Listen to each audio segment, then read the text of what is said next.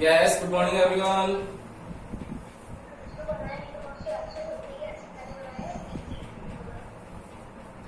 Mute करो अपने आपको रानू गहलोत।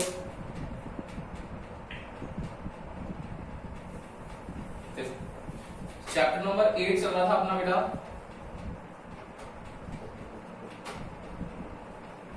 ग्रेविटेशन। कोई भी अगर कल की क्लास तक कोई डाउट है तो पूछ लो, किसी को कोई डाउट है तो बोलो भाई, है क्या कोई डाउट?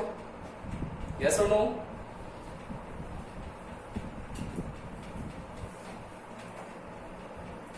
नहीं? देख, ग्रेविटेशन हम लोग चेंज इन जी फाइंड कर रहे थे। चेंज इन जी, तो ये चेंज इन जी हम लोगों ने फर्स्ट फाइंड कर लिया था विद रिस्पेक्ट टू या एट हाइट h। ये कितना आया था आप लोगों के पास कल? इसका एक्सप्रेशन आया था GH equals to GS 1 minus 2H upon RE। Now हम लोग आज सेकंड फाइंड करने वाले हैं एट डेप्थ H। देखो डेप्थ में क्या होगा देखना बेटा। अगर आप लोगों के पास में अर्थ है, रेडियस ऑफ अर्थ गिवन है आप लोगों को RE and mass of the earth given है ME। अर्थ सरफेस से अब कोई अंदर आना चाहे डेप्थ में, तो लेट सपोज हम लोग यहां से H डेप्थ नीचे आ गए, तो H डेप्थ नीचे आ जाएंगे बेटा, तो क्या होगा देखो, एक स्फेरिकल ऑब्जेक्ट जो है शेल है वो भी क्रिएट हो जाएगा। क्लियर है? तो कितनी डिस्टेंस हो जाएगी कि जब ये यहां से H आ गया है तो ये टोटल कितनी है RE, उसमें से H निकल गया, तो ये रिमेनिंग कितना बच जाएगा? आप लोगों को सबको दिख रहा होगा कि सर RE माइनस H बच जाएगा इस सेंटर से O से। क्लियर है? सेकंड चीज क्या होने वाली है यहां पर देखना, वो भी ध्यान से, कि हम लोग कहां आ रहे हैं? Inside the earth. और इनसाइड द अर्थ मतलब क्या है? अर्थ क्रस्ट अवेलेबल होगा, और अर्थ क्रस्ट अवेलेबल है, इसका मीनिंग क्या है कि जब अर्थ क्रस्ट है तो इस अर्थ के अंदर मटेरियल्स है क्या? है क्या? आप लोगों ने सबने पढ़ रखा है कि अर्थ क्रस्ट में और होते हैं, मेटलॉइड्स हैं, मेटल्स हैं, ऑक्सीडाइज जो सब्सटेंस होते हैं वो हैं, हाइड्रोजाइड जो सब्जेक्ट होते हैं वो है। तो इतने सारी चीजें जो है अर्थ क्रस्ट में अवेलेबल है। तो एक तो आप लोगों के पास बड़ा रूम है जिसका मास है ME। अब H डेप्थ नीचे आ गया तो रूम छोटा हो गया, मतलब जो स्फीयर है वो छोटा हो गया, तो उसका मास भी तो कम हुआ होगा। तो क्या हुआ होगा कि यहां पर जो मास है ME वो पहले के कंपैरेटिवली कम हो गया होगा, दैट मींस M डैश रह गया होगा। जो उसकी रेडियस है RE वो भी कम हो गई होगी, और कितनी रेडियस हो गई होगी नई वाले की? कम हो गई। कितनी हो गई? RE माइनस H हो गई। क्लियर? लेकिन यहां पर जो देखो थर्ड चीज और देखना बेटा, RE चेंज हो गया, रेडियस चेंज हो गया, तो रेडियस चेंज होते ही क्या वॉल्यूम चेंज हुआ या नहीं हुआ? क्यों? क्योंकि अगर यहां पर अगर हम लोग वॉल्यूम लिखना चाहें तो वॉल्यूम कितना आएगा? कितना था वॉल्यूम स्फीयर का? 4/3 पाई R क्यूब। बट यहां पर अगर लिखना चाहें हम लोग तो कितना आएगा? 4/3 पाई RE माइनस H क्यूब। देखो RE ज्यादा है, उसी RE में से H को कम कर दिया तो कम हो गया ये, मतलब वॉल्यूम भी क्या हो गया? पहले कंपैरेटिवली कम हो गया। क्लियर? तो मास कम हो गया, रेडियस कम होने की वजह से वॉल्यूम कम हो गया, बट डेंसिटी को D से लिखते हैं या रो से लिखते हैं? ये डेंसिटी क्या रहेगी? सेम रहेगी। क्यों रहेगी डेंसिटी? डेंसिटी होती किस चीज की है? डेंसिटी होती किस चीज की है? जो यहां पर मेटल्स, जो भी आपके पास यहां सब्सटेंस प्रेजेंट है उन्हीं की होती है। तो भाई रूम छोटा कर दिया, अगर स्फीयर छोटा कर दिया तो क्या फर्क पड़ा? ऐसा थोड़ी ना है कि बाहर तो कुछ और सब्सटेंस था, अंदर कुछ और आ गया। ऐसा होगा क्या? नहीं होगा ना। सब्सटेंस दोनों जगह सेम ही प्रेजेंट है, दैट मीन उसकी जो डेंसिटी रहने वाली है वो तो सेम होने वाली है, बट उसका मास, उसका वॉल्यूम, रेडियस ये चेंज हो जाएंगे। मतलब अगर इस केस में मैं डेंसिटी लिखूं तो कितनी आएगी मेरी डेंसिटी? मैंने आप लोगों को बता रखा है सेकंड चैप्टर में, डेंसिटी कितनी होती है? ध्यान है क्या? कुछ नहीं पता? डेंसिटी कितना होता है? मास पर वॉल्यूम होता है क्या? देखो, तो अगर हम लोग सरफेस की बात करें तो सरफेस पर डेंसिटी कितनी आएगी? Rho equals to m over v. ये एम किसका है? Mass of the earth. तो रो कितना आएगा? Mass of the earth m e upon volume. कितना है volume? 4/3 pi R E cube. ये 3 ऊपर चला जाएगा तो रो कितना हो जाएगा? Sorry, 3 upon 4 pi R E cube. ये डेंसिटी आ जाएगी हमारे पास। सेम अगर मैं अब डेप्थ की बात करूं तो डेप्थ पे कितना आएगा? देखो, रो सेम ही होगा लेकिन इस बार मास चेंज हो गया, एम डैश कंपैरेटिवली चेंज हो गया, वी डैश। देखो, तो यहां पर जो मास और वॉल्यूम का रेशियो है वो भी सेम है, उसके कंपैरेटिवली मास भी कम हुआ तो वॉल्यूम भी कम हुआ। अब भी रेशियो क्या है? सेम ही है। कि अगर एक चीज है आपके पास 15/45 और एक चीज है आप लोगों के पास 1/3, देखो कम है ना? एम भी कम है तो वी भी कम है, एम ज्यादा है तो वी भी ज्यादा, लेकिन दोनों का जो रेशियो है वो तो क्या है? 1/3 सेम ही रहेगा। सेम यहीं पे वही चीज है कि कंपैरेटिव जो मास कम हुआ उसके कंपैरिजन में वॉल्यूम भी कम हुआ। दैट मीन्स उन दोनों का जो रेशियो है वो तो कांस्टेंट रहने वाला है। क्या हो जाएगा इससे? Therefore rho equals to m dash upon v dash कितना है? ये रहा वॉल्यूम हमारा, 4/3 pi R E minus H cube. यही तो होगा अंदर वाले का। तो कितना आ जाएगा बेटा इससे? रो इक्वल्स टू वही 3m dash upon 4 pi R E minus H cube. ये आपके पास रो आ गया।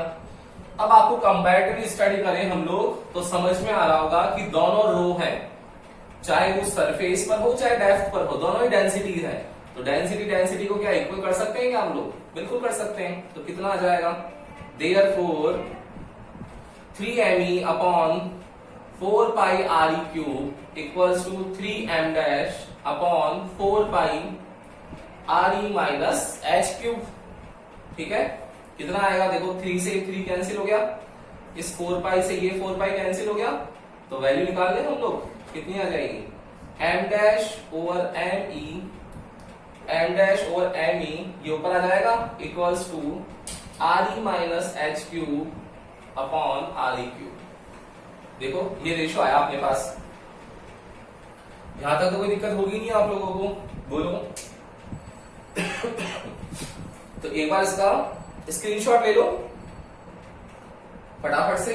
देन डेरिवेशन स्टार्ट करते हैं जो कल किया था। कल क्या किया था हम लोगों ने?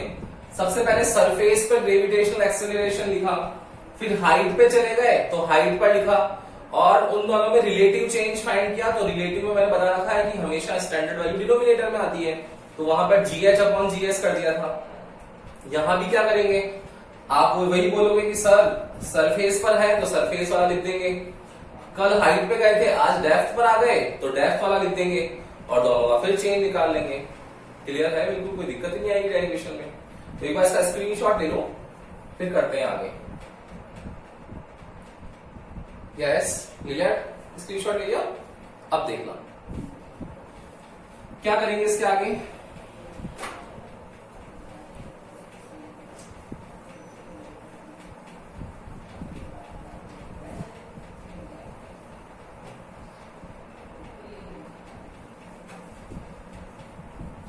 यहां से वैल्यू निकालना चाहें अगर हम लोग तो कितनी आएगी?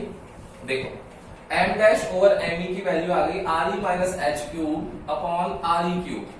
अब यहां से हम लोग सॉल्व करते हैं। क्या करेंगे हम लोग? देखना, the value of gravitational acceleration, gravitational acceleration on the surface कितनी आएगी? GS इक्वल्स टू कितना होता है? GME upon R E square. कल लिखा था हम लोगों ने वैल्यू, ये लिख ली हम लोगों ने equation first. Again value of g at depth h कितना होगा, gh equals to g m ही है क्या, अब ये चेंज हो गया m डैश हो गया अपॉन h नीचे आ गए तो कितनी हो गई radius, re minus h whole square. लिखिए इक्वेशन सेकंड, चेंज फाइंड करेंगे, रिलेटिव चेंज कितना आ जाएगा, therefore relative change in g at depth h with respect to surface, with respect to surface कितना आ जाएगा, gh upon gs equals to gh की value gm dash upon re minus h whole square, ये divide में आएगा तो reciprocal हो जाएगा इसका, तो re square upon g m ही बच जाएगा, इस g से ही g कैंसिल हो गया, तो रिमेनिंग टर्म्स कितनी बच गई, रिमेनिंग टर्म आ गई re square upon re minus h whole square m dash upon me। क्या m डैश अपॉन me की वैल्यू दिख रही है सबको, तो पुट कर सकते हैं हम लोग वैल्यूज, कितना आ जाएगा इससे बताओ, re square upon re minus h whole square m dash over me, इसकी वैल्यू कितनी होगी, re minus h whole cube upon re cube, इससे ये एक टर्म कैंसिल हो गई, r स्क्वायर से एक टर्म ये कैंसिल हो गई, तो रिमेनिंग टर्म कितनी बच गई हमारे पास, कितना आ गया आंसर इससे, therefore gh upon gs equals to re minus h upon, यहां से re बचाइए, ये re, ठीक है, सॉल्व करो उसको तो कितना आएगा, इसको सॉल्व करते ही re का डिवाइड करो तो 1 माइनस h ओवर re, तो gh की वैल्यू कितनी आ जाएगी, gs 1 minus h over re, ये आपके पास एट डेप्थ वैल्यू आ जाएगी। तो हाइट पे कितनी आई थी, 1 माइनस 2h अपॉन re, यहां पर कितने आ रही है 1 माइनस h अपॉन re, देखो फिर वही gs 1 से मल्टीप्लाई होगा, उसमें से माइनस हो रहा है, इसका मतलब क्या होगा कि ये आंसर जो आएगा वो 0 पॉइंट में आएगा, 0 पॉइंट में आएगा मतलब gs की वैल्यू क्या आ रही है, कम आ रही है, तो डेप्थ में जाने पर ग्रेविटेशनल एक्सेलरेशन की वैल्यू अगेन डिक्रीज हो जाएगी। क्लियर है ना, आई चीज समझ में आई, और इसके स्पेशल केसेस होंगे, वो स्पेशल केसेस देखते हैं अब हम लोग, ले लो उसका भी स्क्रीनशॉट, यहां तक कोई दिक्कत है क्या बेटा, यस और नो,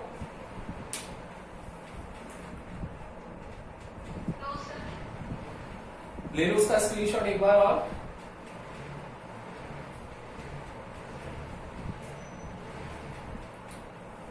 डन। अब देखना इसके स्पेशल केसेस देखते हैं हम लोग,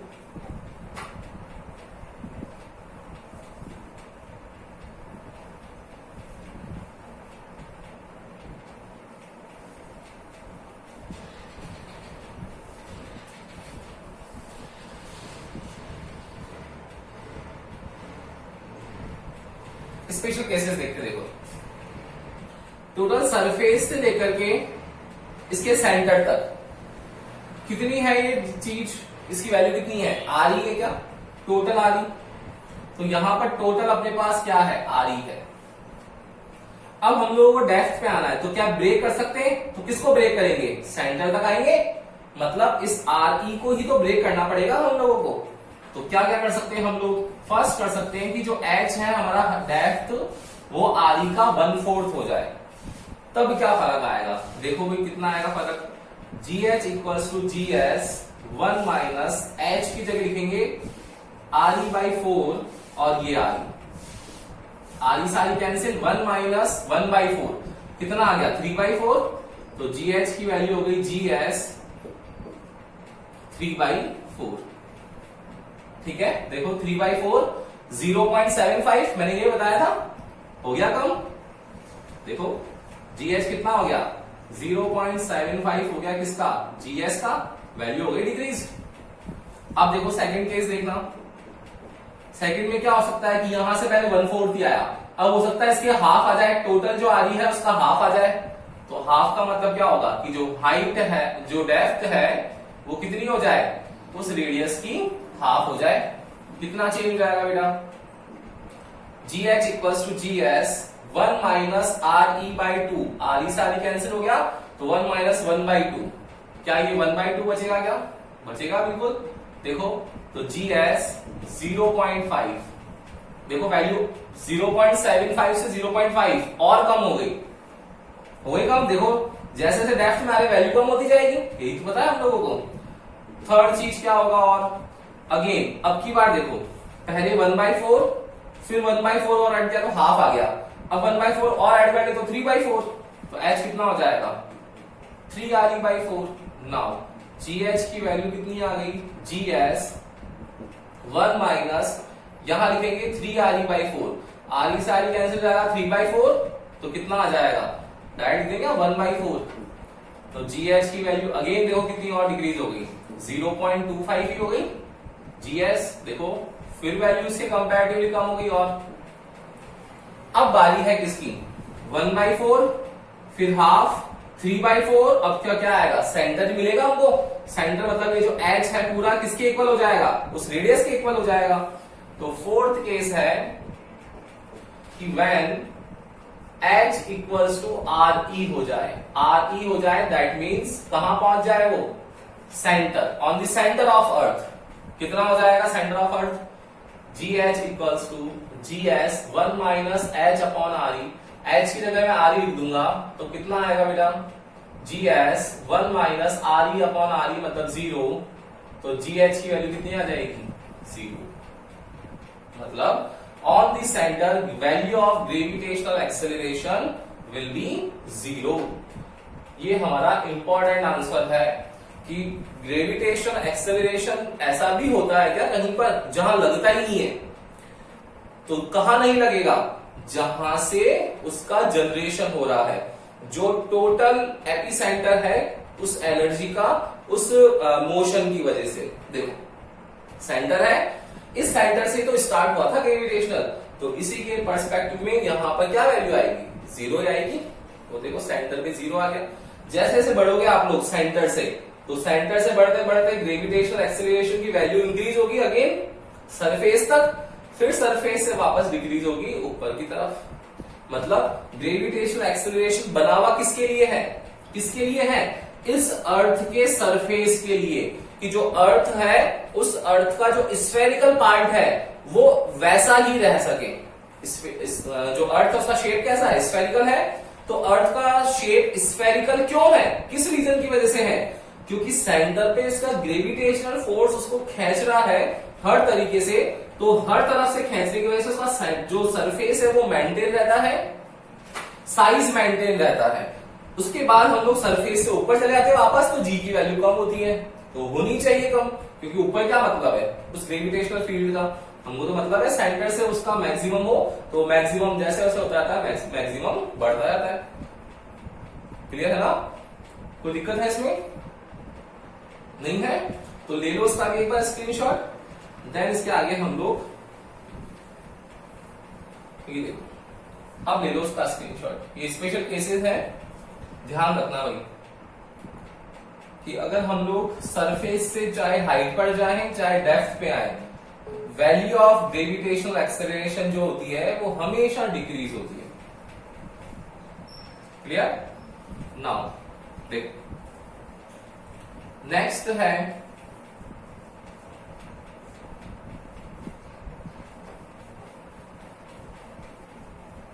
देखो ग्रेविटेशनल एक्सेलरेशन के इजी क्वेश्चंस बहुत सारे होते हैं बेटा, है ना, कि एक मास दे देंगे आपको, दूसरा मास दे देंगे, डिस्टेंस दे देंगे और फोर्स निकलवाएंगे, है ना।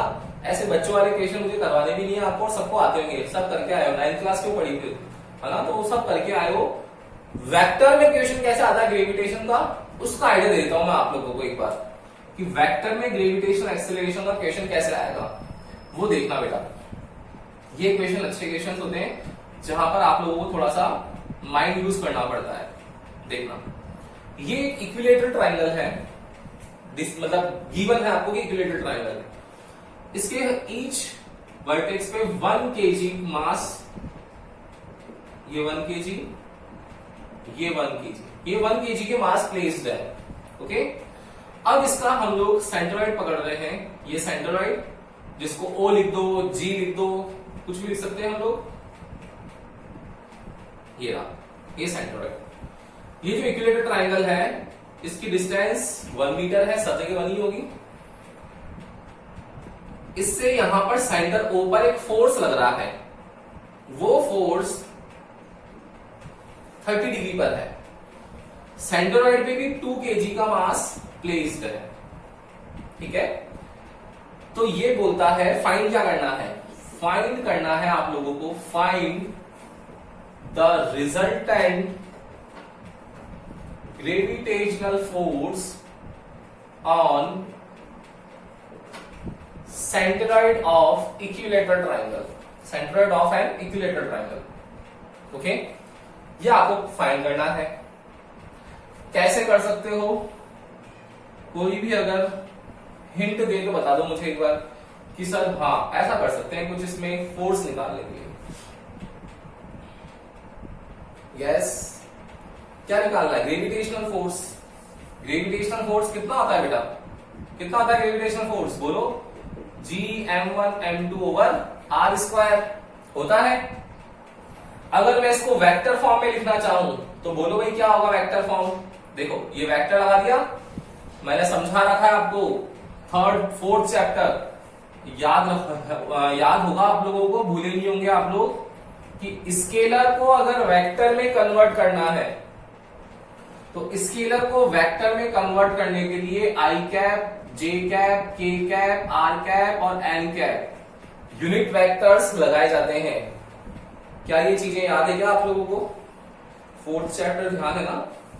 तो सेम चीज यहां भी करेंगे। क्या आपको पता है क्या कि force X Y Z direction में है, नहीं ध्यान का, तो नहीं ध्यान मतलब आई जे के तो नहीं आएंगे। तो क्या गिवन है आपको, ये डिस्टेंस गिवन हो सकती है आपको, ये डिस्टेंस गिवन हो सकती है, मतलब आर कैप की बात कर रहा होगा ये।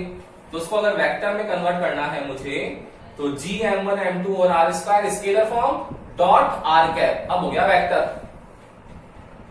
और यूनिट कैप की वैल्यू बता रखी है मैंने आपको, R cap equals to vector R over magnitude of vector R. तो कितना आ जाएगा, देयरफॉर वेक्टर आर की वैल्यू आ जाएगी Gm1m2 ओवर आर स्क्वायर, इसको लिख देंगे हम लोग vector R upon magnitude of vector R. ये आर स्क्वायर और आर क्यूब कितना हो जाएगा, आर क्यूब हो जाएगा। देखो आ गई वैल्यू हमारे पास, वेक्टर में हो गया कन्वर्ट, कोई दिक्कत ही नहीं होगी। तो कितना आ जाएगा vector F, Gm1m2 upon R cube dot vector R. अगर स्केलर तो क्या आता है, R square R cube, difference ध्यान रखना। अब देखो सब जने ध्यान से, एक तो चीज मैंने ये बताई थी, दूसरी चीज बताई थी मैंने कि अगर आपके पास में हॉरिजॉन्टल और वर्टिकल हो, ये हॉरिजॉन्टल है ये वर्टिकल है, इन दोनों को रिजॉल्व नहीं करते हैं, दोनों को रिजॉल्व नहीं करते हैं। लेकिन अगर आपके पास इंक्लाइनेशन एंगल पर कोई वेक्टर क्वांटिटी आ जाए तो उसको इस अकॉर्डिंग रिजॉल्व करते हैं हॉरिजॉन्टल एंड वर्टिकल कंपोनेंट में, कि वो मिड में आ जाए। आ गया मिड में, खत्म कहानी। लगा दो, अप्लाई कर लो यहां पर। देखना ध्यान से देखना, ग्रेविटेशनल फोर्स जो होता है वो ऑलवेज अट्रैक्टिव नेचर का होता है। कभी देखा क्या कि इसको मार्कर को ऊपर फेंकूंगा तो रिपेयर करके अर्थ ऊपर भेज देगी वापस, हमेशा अट्रैक्ट करती है, अट्रैक्टिव नेचर है। देखना भाई, यहां पर मास है, ये इसका सेंट्रोइड है, तो इनके बीच में अट्रैक्शन फोर्स लग रहा है from A to O, then फिर अगेन लगेगा फ्रॉम बी टू ओ, फिर लगेगा सी टू ओ। आप लोगों के दिमाग में आएगा क्यों सर ओ टू ए नहीं लग सकता क्या, तो मैं आप लोगों को वही बोलूंगा कि बेटा यूनिवर्सल लॉ ऑफ ग्रेविटेशन की कंडीशन ध्यान है क्या, कि जो ग्रेटर मास ऑब्जेक्ट है वो लेसर मास वाले ऑब्जेक्ट को अपनी ओर अट्रैक्ट करता है। ग्रेटर कौन है, 2 kg, 1 kg, खत्म चीज, 1 kg अट्रैक्ट होकर आएगा।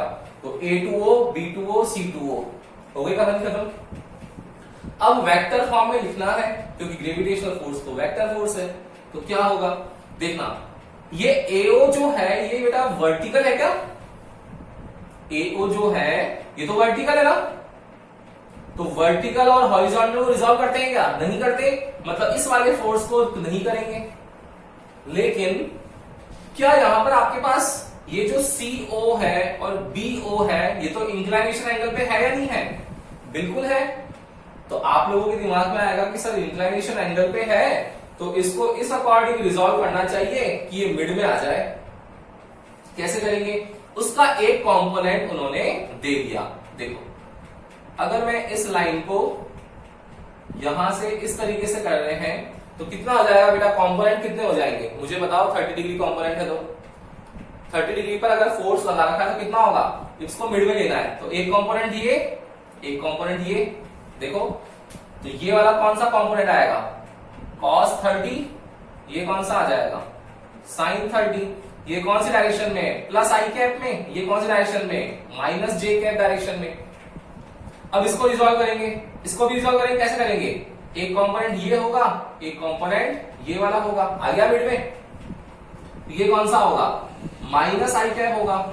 और एंगल ये है तो ये एंगल भी 30 है, मतलब ये कितना होगा? cos 30 और ये कितना होगा? sin 30। जे कैप में होगा। क्लियर है? तो फोर्स निकालना है हम लोगों को। तो ग्रेविटेशनल फोर्स A2O FAO कितना आएगा? FAO दोनों का फोर्स मतलब G M1 1 M2 2 upon distance, ये डिस्टेंस AO, ये AO स्क्वायर। क्या ये AO BO CO इक्वल होगी क्या? ये AO BO और CO इक्वल होगी क्या? बिल्कुल इक्वल होगी। आप लोगों ने 10th क्लास में थ्योरम में पढ़ रखा है कि ये सब इक्वल होती है क्योंकि सेंट्रोइड होता है। तो ये हो गया फोर्स। अब देखो इसकी डायरेक्शन कौन सी है? ये फोर्स लग रहा है A2O वाली डायरेक्शन में। तो A2O वाली डायरेक्शन में लगेगा तो कौन सा फोर्स लिख देंगे इसको हम लोग? बोलो कौन सी डायरेक्शन है? A2O माइनस जे कैप। क्लियर? अब लिखेंगे हम लोग फ्रॉम FBO। ये FBO क्या होगा बेटा? FBO एक डायरेक्शन ये है, एक डायरेक्शन ये है, तो कितना आएगा? G M1 M2 upon distance BO square bracket में ये कितना है? आई कैप, तो कितना आएगा? माइनस आई कैप cos 30 प्लस जे, ये कितना है? माइनस जे कैप, तो प्लस माइनस जे कैप sin 30। तो कितनी वैल्यू आ जाएगी? G 1 into 2 upon AO square कितना आएगा? माइनस आई cos 30 कितना होता है? √3/2 plus minus minus sin 30 1/2 J cap and FCO कितना आएगा? G M1 M2 upon R square CO square. इसकी क्या आ जाएगी? प्लस में आएगा तो प्लस आई कैप cos 30 प्लस वही अगेन माइनस जी, तो प्लस माइनस माइनस जी sin 30। क्लियर है? देखो तीनों फोर्सेस लिख दिए तो टोटल रिजल्टेंट निकालना है इस पर। तो रिजल्टेंट क्या होगा? मैंने बता रखा है रिजल्टेंट मतलब इक्विलिब्रियम कंडीशन में लगाते हैं। तो रिजल्टेंट फोर्स क्या आएगा? इन तीनों फोर्सेस का सम आ जाएगा। FAO FBO FCO इन तीनों को ऐड कर देना, इसको प्लस इसको प्लस इसको। वैल्यू निकाल सकते हो आप लोग cos 30 sin 30। इन तीनों को सॉल्व करना, तीनों को प्लस कर देना, आप लोगों का आंसर आ जाएगा। जो भी आंसर आएगा उस आंसर को यहां पर लिख देना। ठीक है ना? तो कितना इजी क्वेश्चन है सोचो, बहुत इजी है।